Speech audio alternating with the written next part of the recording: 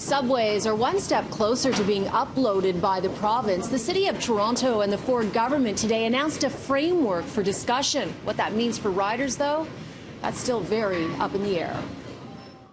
We're going to build proper transit, underground transit. That was Doug Ford on the campaign trail, promising to build more of these. He promised to upload subways, and today in a statement said new subway construction has been stuck in red tape for years. It's time to take action and speed things up. The Premier's transportation minister today acknowledged it could still be years before there are shovels in the ground for a new subway project, even if the province is in charge. But promises projects will move faster than the status quo.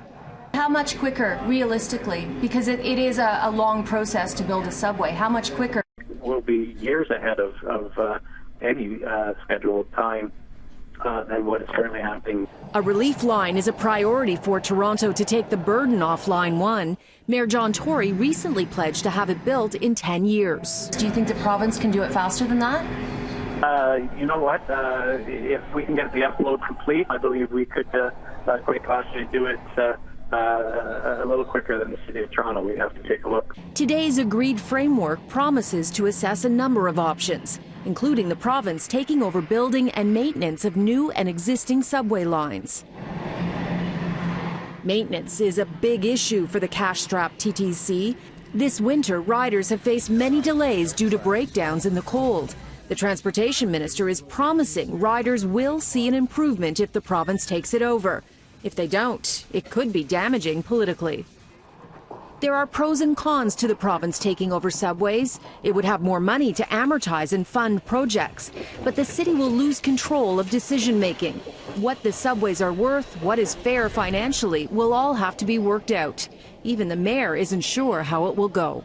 The real decision time will come once those discussions have happened, and whether or not they produce some kind of a deal or some kind of a change from the status quo that is good for employees, transit riders, taxpayers, and anybody else who is a stakeholder from the City of Toronto perspective. And I can't tell you whether that's going to be the case or not. I have no idea.